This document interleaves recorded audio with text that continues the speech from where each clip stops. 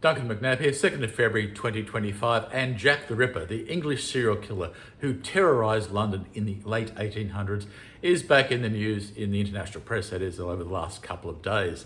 Now, the story about Jack the Ripper, this is a man who murdered at least 5 confirmed women in Victorian London, around the Whitechapel East End area, back in the late 1800s. There are possibly other victims of Jack the Ripper.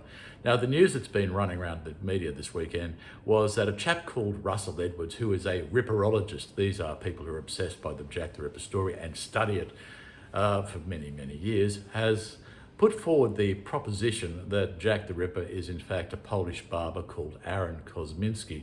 Mr. Edwards has gone to the extent of saying that DNA has proven that it is 100% Kosminski and that he is confirmed as Jack the Ripper. Well, enthusiasm perhaps, but reality might be a little bit back from that. So let's have a look at it.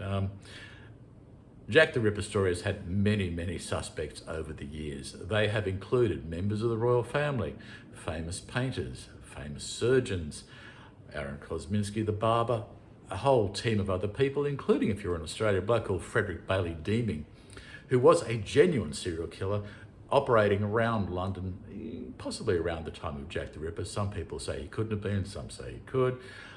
He was eventually caught in Australia for other murders, grisly stuff, and executed in Melbourne jail way back early 1890s. As recently as 2002, the famous American crime writer Patricia Cornwell did her own investigation into the Ripper story. I think she made an error investigation by having a theory which she worked to rather than letting the evidence work you towards a conclusion. Classic mistake of investigations. She brought out a book saying case closed or case solved or something like that, and obviously it wasn't, but she probably sold quite a few copies about it. Mr. Edwards is now saying into the international press that this Kosminski is the person and that he can prove it through DNA links. Good stuff too, and possibly a very good premise to start an investigation, but this isn't definitive so far. His story is along the lines, and I may get this slightly wrong, is around about 2007, this enthusiastic Jack the Ripper person hears of a silk shawl purportedly owned by Catherine Eddowes, one of the Ripper's confirmed victims. He buys it at auction. Technology is moving ahead fast. He has examined a couple of times.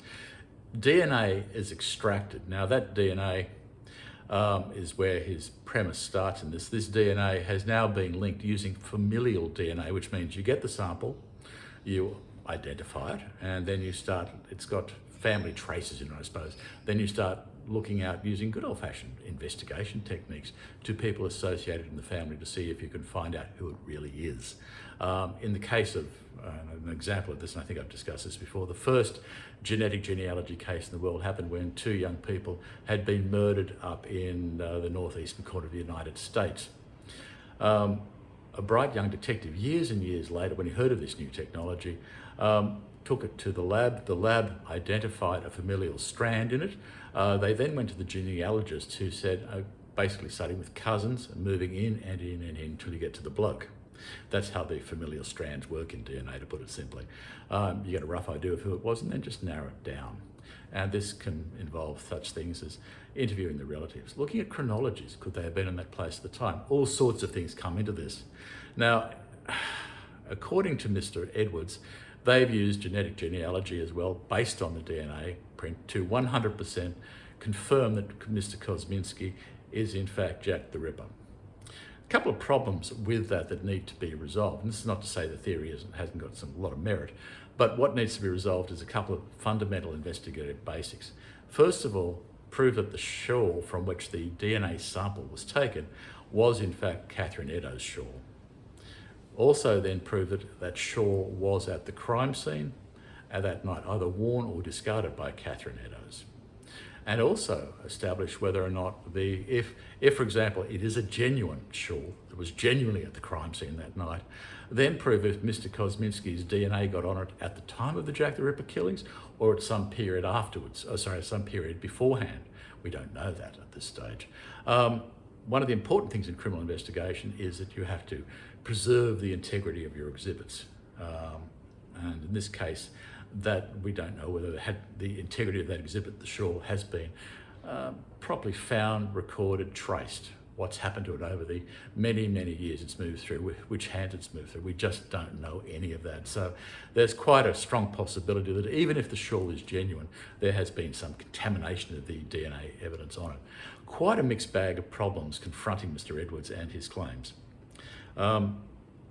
I don't know whether this is going to end up so far. I think there's a lot of work to be done. So if this does progress, I'll keep you posted. As I said before, there have been lots of theories and lots of enthusiasms about who Jack the Ripper really was. This is the latest. The DNA evidence is fascinating, but there's an enormous amount of old-fashioned investigative work done by skilled detectives to actually see whether or not the DNA, whether or not, first of all, the shawl is genuinely that of Catherine Eddowes, and if so, the chronology of how that DNA got to it. Was it trace DNA from somewhere else? We just don't know at this stage. So quite a long way to go on this story if it does progress. And if it does, I'll keep you posted. Thank you.